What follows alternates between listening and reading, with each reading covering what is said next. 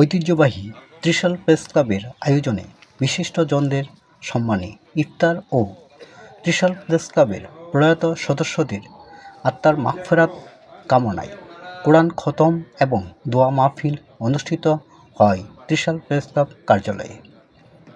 এ সময় উপস্থিত ছিলেন বিএনপির জাতীয় নির্বাহী কমিটির সদস্য ডাক্তার মাহবুবুর রহমান লিটন, জাতীয় কবি কাজী নজরুল ইসলাম বিশ্ববিদ্যালয়ের সিন্ডিকেট সদস্য ও গবেষক জাকির হোসেন খান রাসেল, উপজেলা সহকারী কমিশনার ভূমি মাহবুবুর রহমান, জেলা স্বেচ্ছাসেবক দলের আহ্বায়ক শহীদুল আমিন খুসরো, জামাতে ইসলামের মনোনীত প্রার্থী আসাদুজ্জামান সোহেল, উপজেলা জামাতে আমির আ.ন.ম আবদুল্লাহ হিল বাকি নুমান, সাধারণ সম্পাদক শামীম, ইসলামী আন্দোলন বাংলাদেশ ত্রিশাল উপজেলা শাখার সভাপতি মাওলানা ইব্রাহিম খলিলুল্লাহ, জেলা খেলাফত মজলিসের সভাপতি অধ্যক্ষ মাওলানা নজরুল ইসলাম, উপজেলা খেলাফত মজলিসের সাধারণ সম্পাদক মাওলানা সাইফুল ইসলাম সহ বিভিন্ন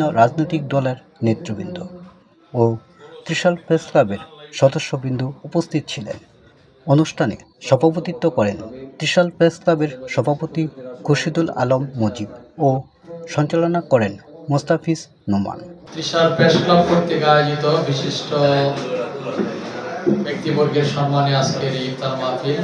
আজকে প্রেস ক্লাবে যারা আমাদের দাওয়াত দিয়েছে আমি তাদের প্রতি কৃতজ্ঞতা জানাচ্ছি।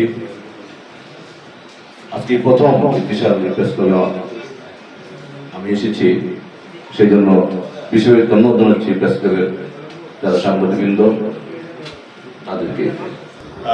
আমার জন্য আজকে একই সাথে আনন্দের এই জন্য বলছি যে আমরা কতদিন পরে আবার ত্রিশালে একসাথে সবার সাথে আমরা বসতে পেরেছি, সেটা আসলে আমি মনে করতে পারছি না, 20-25 বছর।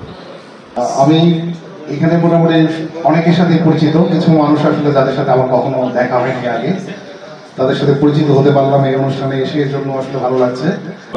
সবাই মিলে একসাথে দেখা হলো এবং ভবিষ্যতে আমরা একসাথে কাজ করার আশা রাখি।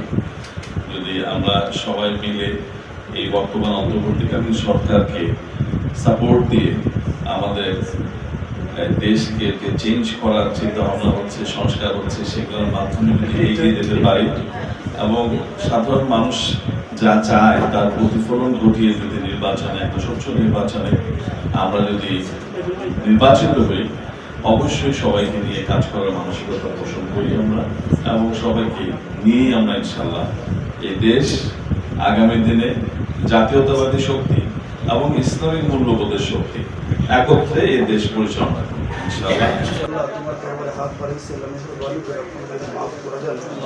আমাদের দেশকে আপনার শান্তি ফয়সালা করে দেন।